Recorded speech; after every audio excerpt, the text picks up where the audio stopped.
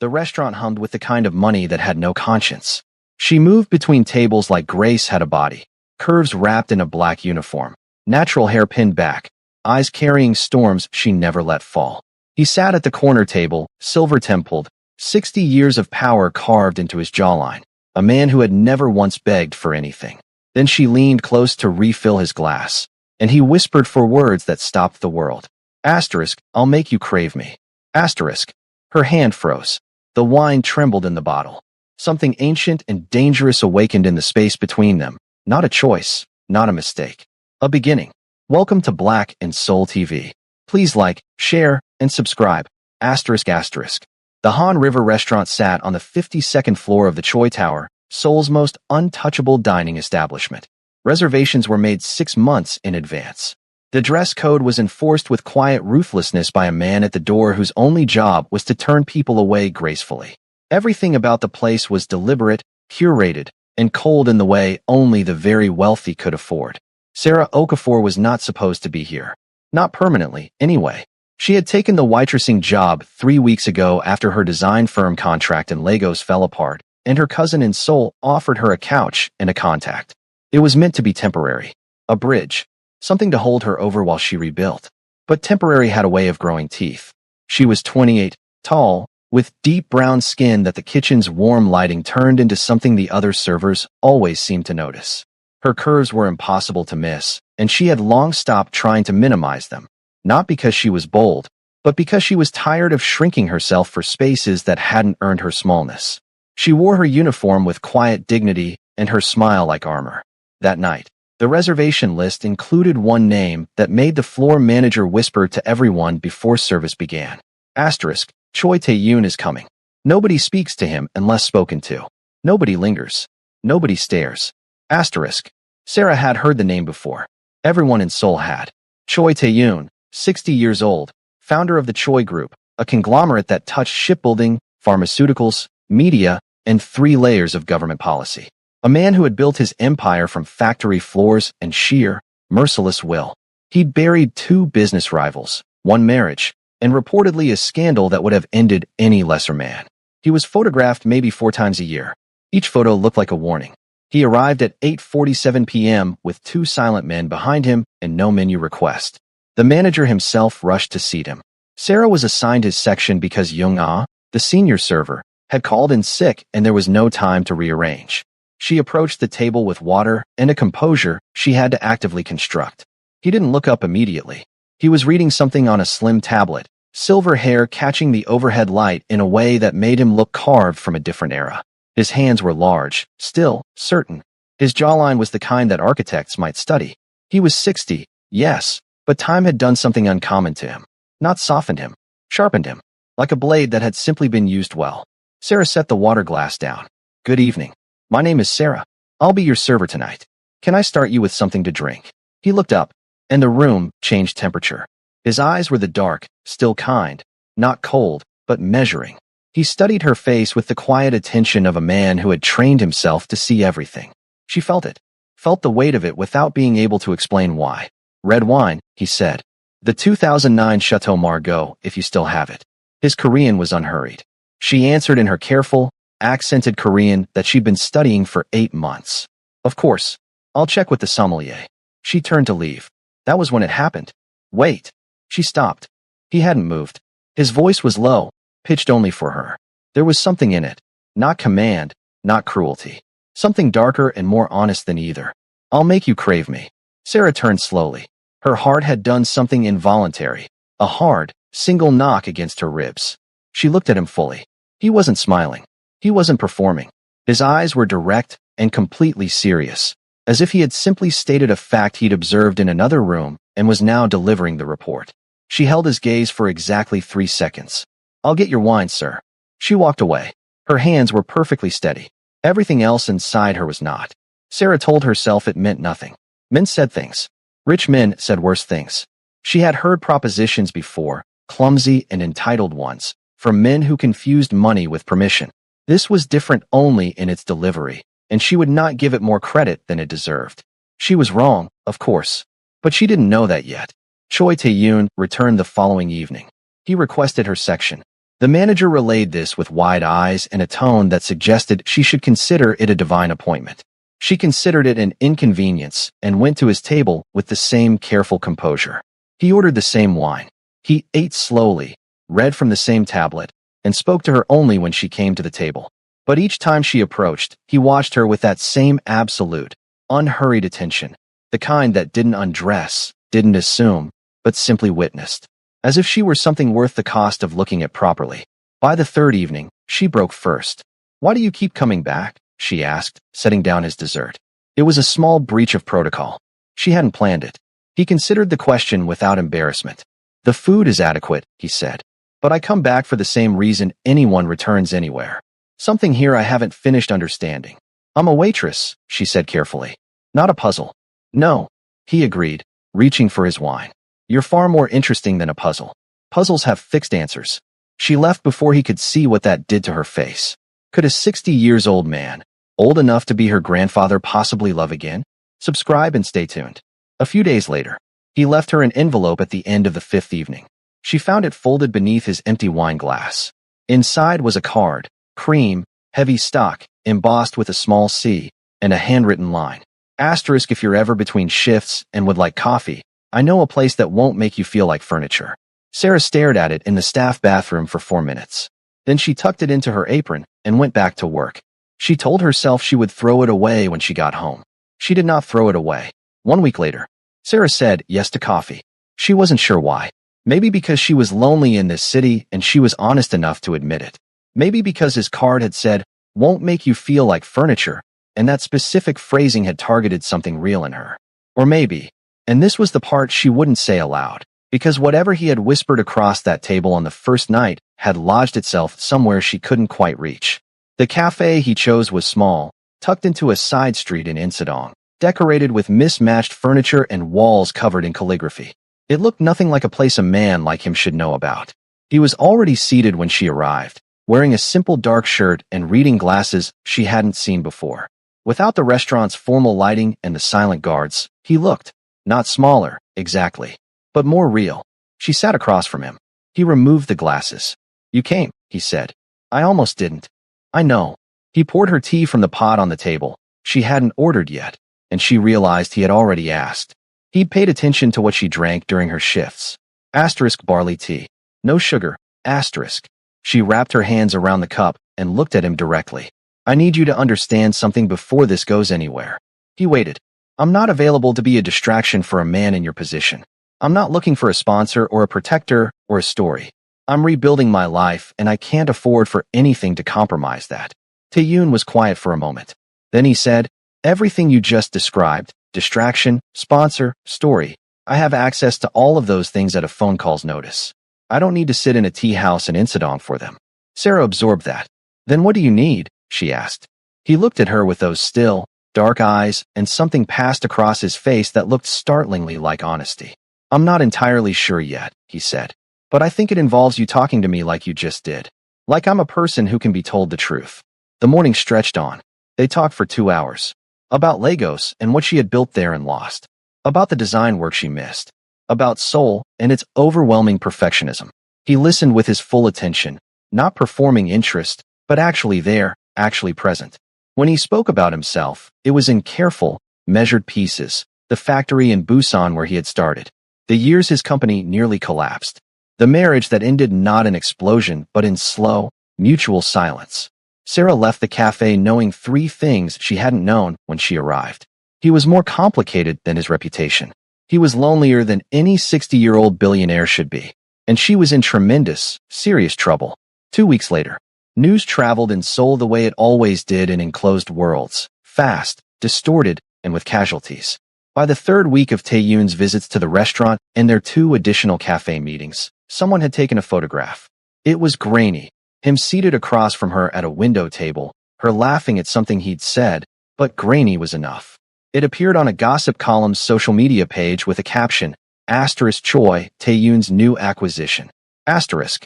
Sarah saw it on her phone during a break and felt physically cold. The comment section was a disaster. Some were curious. Some were cruel. Many of the cruel ones were specifically cruel about her skin, her body, her nationality, her employment. The word acquisition was the most polite thing written about her role in the narrative. She went back to work. She finished her shift. She did not call him. He showed up the next evening regardless. She greeted him with professional cool and took his order without meeting his eyes. He noticed immediately. She knew he would. When she brought his wine, he touched the back of her hand lightly. Not grabbing. Not demanding. Just stopping. You saw it, he said quietly. Everyone saw it. Sarah. It's fine, she said too quickly. It was not fine. He could see that clearly. His jaw tightened. I'll have it removed. You can't remove the people who believe it. She finally looked at him. I told you I couldn't afford for anything to compromise my life here.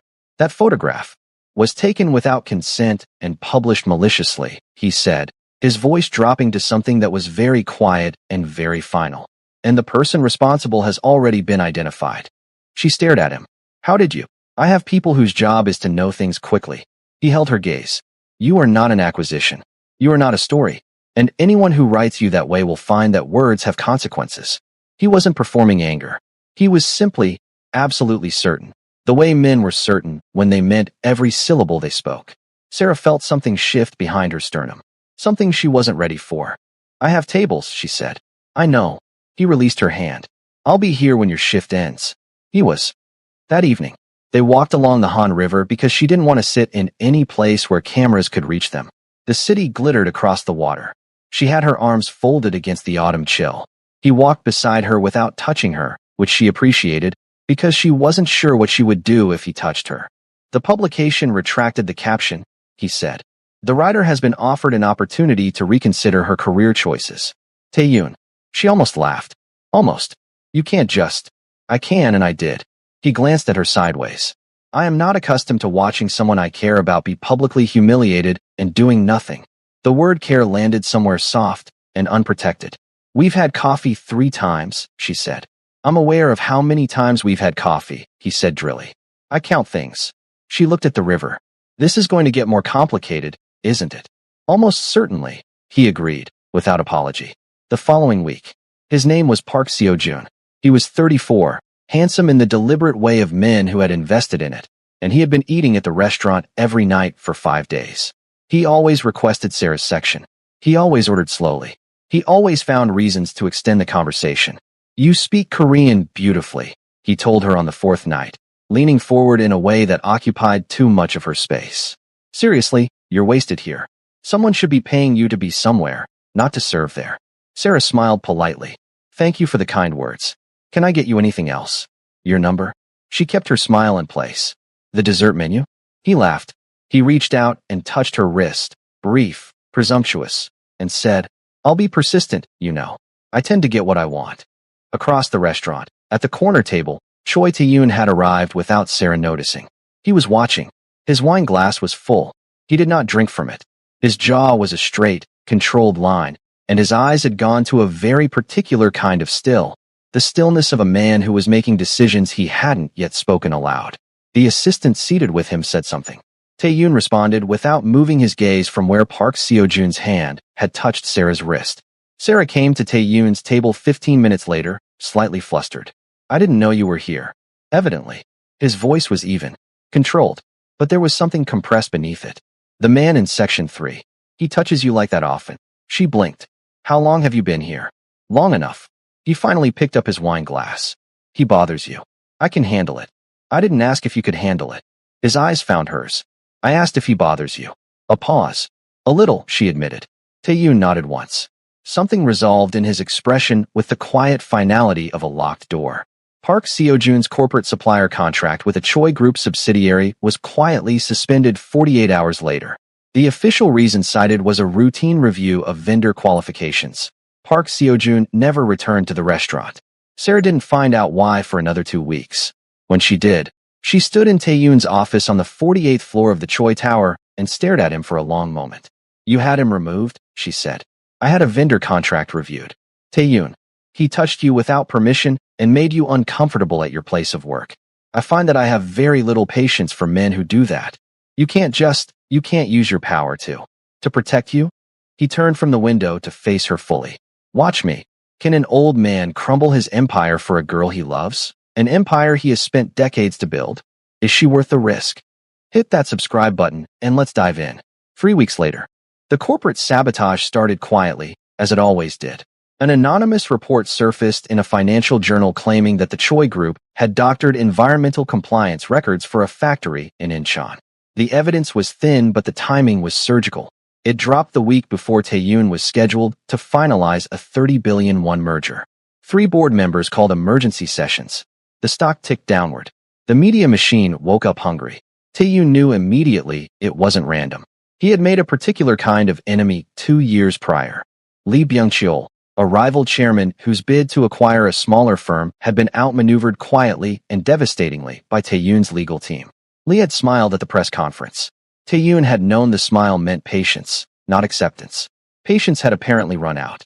He handled the crisis with the efficiency of a man who had weathered worse. Legal team deployed, counter-evidence assembled, board reassured. By the end of the week, the report had been publicly discredited and 2 journalists had issued retractions. But Lee Byung-cheol had been watching. And Lee Byung-cheol, it turned out, had also been paying attention to a certain restaurant on the 52nd floor. Sarah didn't know any of this when a car followed her home from her Wednesday evening shift. She noticed it on the second block. A black sedan, no plates visible, keeping exactly 2 car lengths back. She turned twice, unnecessarily. It turned with her. Her chest went tight. She kept walking, kept her phone in her hand, and sent one message. Asterisk, someone is following me. Black car. Insadong area, asterisk. She had sent it to Taeyoon before she'd even consciously decided to. His response came in 40 seconds. Asterisk, stop walking. Enter the nearest lit public building. I'm coming. Asterisk. She stepped into a convenience store. The sedan slowed and idled at the curb. Her hands were not as steady as she needed them to be. He arrived in 11 minutes. Not a driver. Him, in dark clothes, no guards, moving through the store's glass door with a controlled urgency that looked nothing like panic and everything like someone who had made a decision before his feet hit the ground. He found her immediately. His eyes did a quick, professional sweep of her, checking, cataloging, confirming she was uninjured, and then he stood between her and the front window without making a performance of it. Are you hurt? No. The car. Still there. He pulled out his phone, made one call, said 4 words in rapid Korean she only partially caught, and the sedan was gone in under 3 minutes. She didn't ask how. She was still managing the adrenaline leaving her body. He turned back to her, and for the first time, she saw something in his face she hadn't seen before. Not the controlled chairman, not the careful coffee companion, not the quietly possessive man across the restaurant. Something raw, something afraid. He had been afraid for her. I'm okay, she said softer. He exhaled slowly. His hand came up, hesitated, and then settled against the side of her face. Just his palm, just warmth. She felt it through every layer of composure she had built. I shouldn't have let this touch your life, he said. I'm sorry. What is this? She asked. He told her. All of it. Lee Byung-cheol. The sabotage. The pattern. The warning the car had almost certainly been meant to deliver. She listened without looking away. When he finished, she said, So someone is using me to get to you. They won't get the chance to use you again, he said, and his voice had that absolute, final quality again. The locked door sound. Taeyoon. She reached up and covered his hand with hers, still against her face. You don't get to just decide things like that alone. He looked at her. Then decide with me, he said. That night, she went with him to the penthouse because she wasn't going home alone and she knew it. The space was enormous and deliberately minimal. Walls of glass facing the city, furniture that had been chosen for quality rather than comfort, art she suspected he hadn't personally selected. It looked like a space maintained for a person who spent most of his time somewhere else. Do you actually live here? She asked, looking around. I sleep here, he said. Living is a separate activity. He made her tea. She sat on the window seat and watched the city and tried to understand how her life had arrived at this particular address. He sat across from her with coffee and said nothing for a while, which was something she had learned about him. He was comfortable with silence in a way that suggested it had been his oldest companion. Tell me about the woman who left, she said eventually. He looked at her. You mentioned your marriage ended, she said. You don't have to. Her name was Ji-yeon, he said. We were together for 22 years. She was kind, patient. She deserved someone who came home with something left to give. He studied his coffee cup. I gave everything to the company because I understood the company. It was solvable. It had metrics. A pause. People are harder. You seem to find them easier now, Sarah said. One person, he said, looking up at her. I find one person easier now. The room compressed itself into something very small and very warm. Sarah looked away first. Outside, Seoul burned with 10,000 small lights. I don't know what we're doing, she admitted. Yes, you do, he said quietly. You're just afraid of it. She turned back to him. Aren't you? She asked. A long moment. Terrified, he said. And because it cost him something to say it. She could see it cost him. It meant more than anything easy would have. The following week, Lee Byung-cheol's people escalated. Not another car. Something worse. A meeting arranged under false pretense, a location suggested, and Sarah arriving at what she believed was a legitimate job interview for a design consultancy that had reached out to her portfolio online. She had been quietly rebuilding her freelance work for weeks, and the email had seemed professional. She realized something was wrong when the building floor was wrong. The receptionist's smile was too wide, and the man who entered the conference room was not the creative director listed in the email. He was large. He had 2 men with him. He told her, pleasantly, that she should encourage Choi Tae-yoon to reconsider his current legal position against Lee Byung-cheol's interests. He told her she had influence over Tae-yoon that could be very useful. He told her this in a tone that said the alternative had not yet been spoken aloud, but was present in the room. Sarah looked at the 3 men. She said, very clearly, I want to leave now. They didn't immediately move. She did the only thing available to her. She sent her location to Tae-yoon's number with a single word, now. 23 minutes later. She didn't know what Tae-yoon did in those 23 minutes, and she never asked specifically. What she knew was that the door to the conference room opened and 2 men entered who made the 3 men already present reassess several decisions simultaneously. The large man's pleasant tone disappeared. A phone call was made. She was walked to a car without further conversation. Tae-yoon was outside the building. He had come himself again. She was noticing this pattern, that when she was in danger, he didn't delegate. He came. She got into his car, and he drove for 3 blocks before he pulled over and turned to look at her. His hands on the wheel were the only sign of anything, the knuckles slightly white. Did they touch you? He asked. No. He closed his eyes. Open them. I'm going to end this, he said. Lee Byung-cheol is finished. Not as a threat, as a functioning entity. Tae-yoon. Sarah. His voice broke slightly at the edges. Just slightly. Just enough. You walked into that building because of me. Because someone looked at you and saw leverage against me. Do you understand what that means? What it does to me to know that? She understood. She reached across and put her hand over his on the wheel. Then end it, she said. But come back in one piece. Something moved through his face. Relief, grief, want. And he turned his hand over to hold hers. Just held it. Both of them looking at the road ahead. That evening, Lee Byung-cheol's empire didn't collapse in a single move. It collapsed the way Tae-yoon had always worked. Surgical, certain, irreversible. Evidence from the original sabotage had been traced, documented, and submitted to both regulatory bodies and private channels simultaneously. Lee's board turned on him within 72 hours. The merger Tae-yoon had been protecting completed cleanly. By Friday morning, Lee Byung-cheol was answering questions in a room with lawyers and no comfortable chairs. Tae-yoon called Sarah when it was done. It's over, he said. She exhaled a breath she hadn't fully released in a week. Are you home? She asked. Penthouse. Yes. I'm coming. She didn't analyze the decision. She just went. She found him in the kitchen, tie loosened, jacket gone, looking out at the city with a glass of wine he hadn't touched. He looked tired in a way she had never seen on him, not defeated, but spent, like a fire that had burned everything it needed to burn and was settling into warmth. He turned when he heard her. She crossed the kitchen and stopped 2 feet from him. You okay? She asked. Better, he said. Now. The word now, its timing, its directness, did something irreversible to the air between them. She looked at him and saw everything she had been avoiding seeing for 6 weeks, that he was not a complication or a risk or a temporary bridge. He was a man who had whispered an impossible promise across a restaurant table and had then spent every subsequent day quietly, absolutely keeping it. He had made her crave him, not through games or pressure or wealth, through presence, through showing up, through being exactly what he had appeared to be every time. Tae-yoon, she said. I know, he said softly. I'm terrified, she admitted. I know that too. He set the wine glass down. I told you I was also terrified. I'm still terrified. I'd like to be terrified with you, if that's acceptable. She laughed. It came out a little unsteady. And then he stepped forward, slowly, giving her every opportunity to decide, and his hand came up to her face again. The same gesture as the convenience store. Only this time, she didn't cover his hand with hers to anchor herself. She leaned into it. The city kept burning outside the glass walls. The night kept moving. And somewhere in the warmth of that kitchen, in the quiet after the storm, two people who had been afraid of exactly this chose it anyway.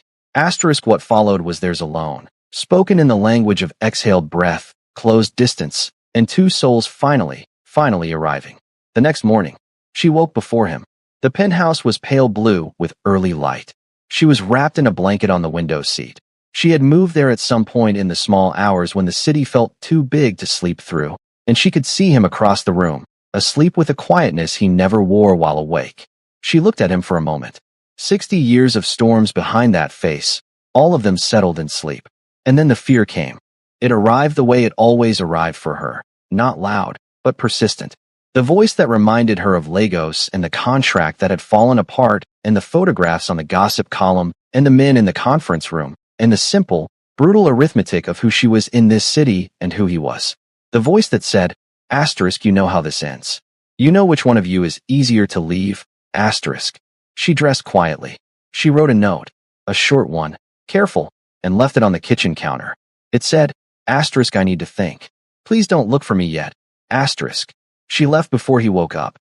That afternoon, she went to her cousin's apartment and sat on the small balcony with tea and her own turbulent thoughts. She told herself she was being practical. She told herself she was protecting herself. She told herself a 60-year-old Korean billionaire and a 28-year-old Nigerian designer had no realistic architecture for anything lasting. She was very convincing. She was also, she knew, lying to herself in at least 4 specific ways. Her phone rang at 11 a.m. She didn't answer. At 12:30, she received a text. "I'm not looking for you. I'm staying where you asked. But I want you to know I'm still here." And the note didn't say you were leaving. It said you needed to think. "I'm giving you that. Take all of it you need, *." She stared at the text for a long time. At 2 p.m., a delivery arrived. Barley tea, no sugar, from the cafe in Insadong. No note. Just the tea. Just the attention he'd paid 6 weeks ago, restated. At 4 p.m., she called her mother in Lagos. "Tell me something honest," Sarah said. Her mother, who had raised her on the dual currency of practicality and love, said, "Is he good to you?" "Terrifyingly so," Sarah admitted. "Then what exactly?" her mother said. "Are you sitting on a balcony by yourself for?" That evening, she went back. He opened the penthouse door before she knocked. He had heard the elevator. He stepped aside to let her in without speaking, without the look that said "I told you so," without any of the things a smaller man might have used the moment for. He had ordered food. It was on the dining table, still warm. She sat across from him and looked at the man the whole of soul feared and thought. He sent me tea and stayed where I asked him to stay and ordered food for my return and didn't say a single word about any of it. "I'm afraid," she said. "I know. This is not a simple thing." "No," he agreed. "It's the most complicated thing I've done in 60 years. And you want to do it anyway." He looked at her with those still, dark eyes. "I haven't wanted anything this much in decades. Yes, I want to do it anyway." She reached across the table. He took her hand.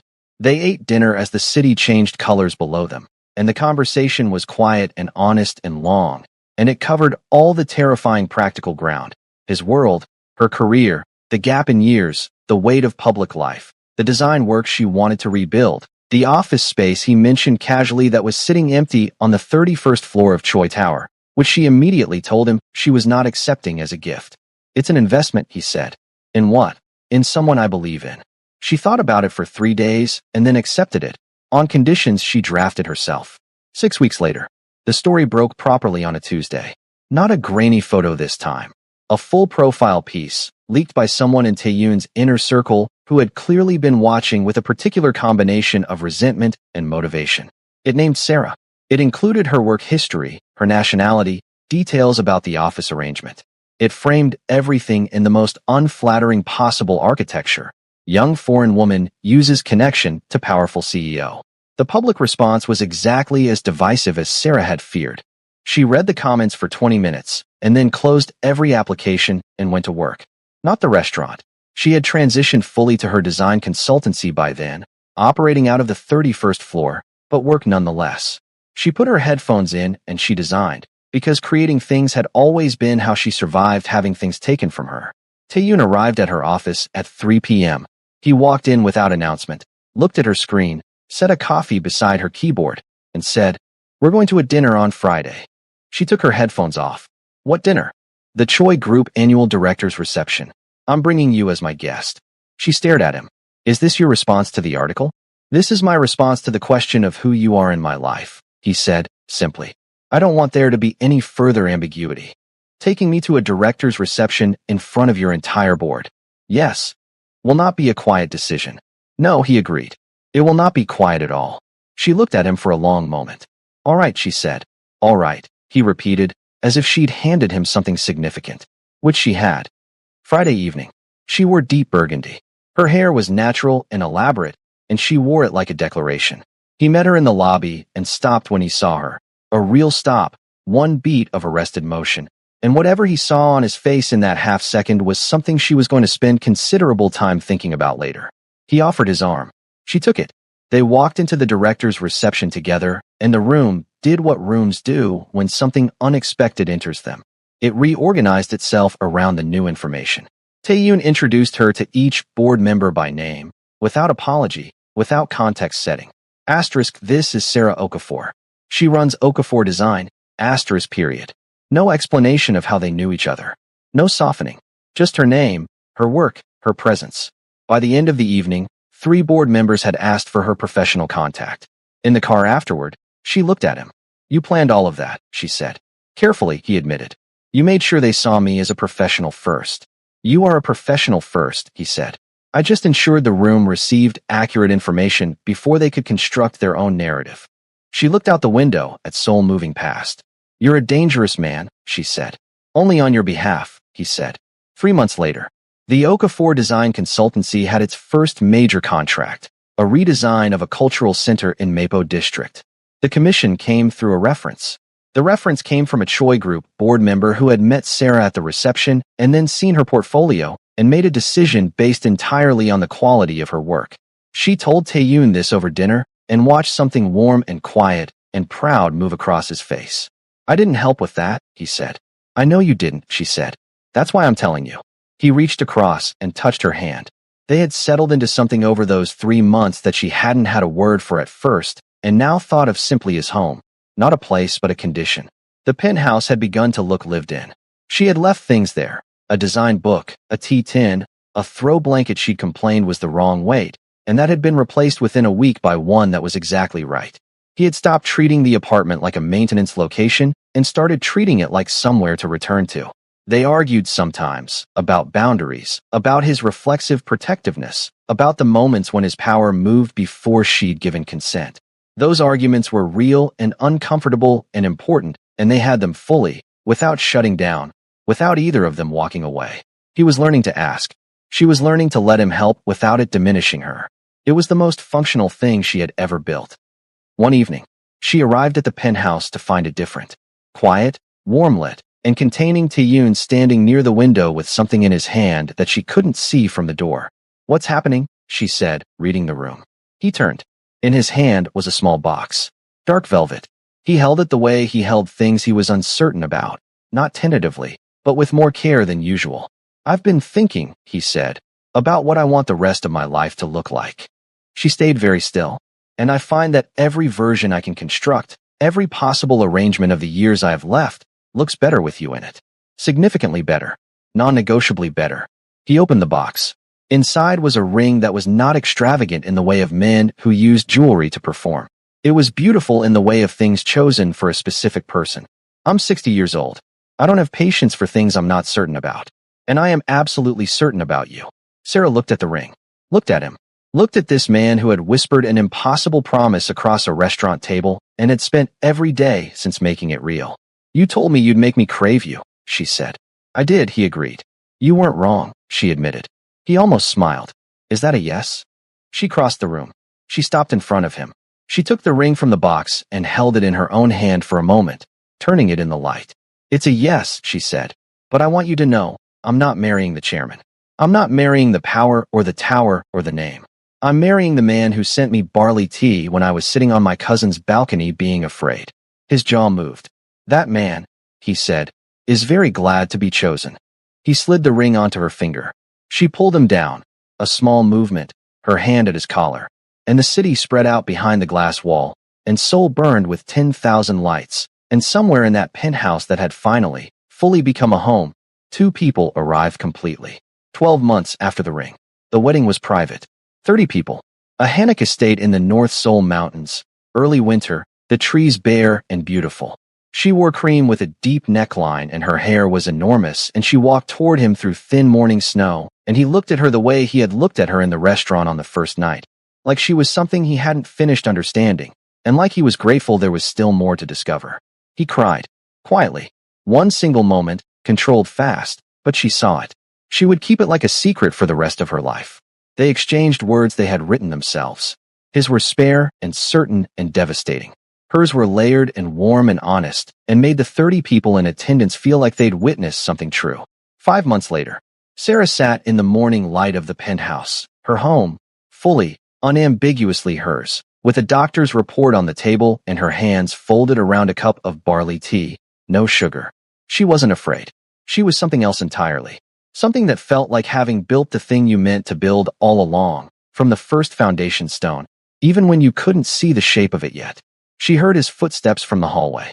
She looked up when he came into the kitchen, silver-haired and still devastating, 61 years old, and wearing the particular softness she had learned was only ever visible at home. Here, with her. She slid the report across the table. He looked at it. He was still for a long moment. Then he sat down beside her, not across from her, but beside her, the way he had relearned to occupy space when someone else was in it, and he covered her hands with his. When he looked at her, his face was the most unguarded she had ever seen it. Open, astonished. Whole. Tell me what you need, he said. She leaned her head against his shoulder. This, she said. Just exactly this. Outside, Seoul kept moving, vast and electric and indifferent, the way cities always were. Inside, the man who had built an empire out of sheer, merciless will held his wife's hands in a kitchen that smelled like barley tea, and felt, for the first time in 61 years, like every hard thing he had survived had been building towards something worth surviving for. Asterisk, and somewhere across the city, if you listened carefully through the noise of 10 million lives, you could almost hear the echo of a whisper made across a restaurant table nearly 2 years ago. Asterisk. Asterisk, I'll make you crave me. Asterisk. He had not been wrong. If you enjoyed the story, do well to hit the subscribe button and stay tuned for more.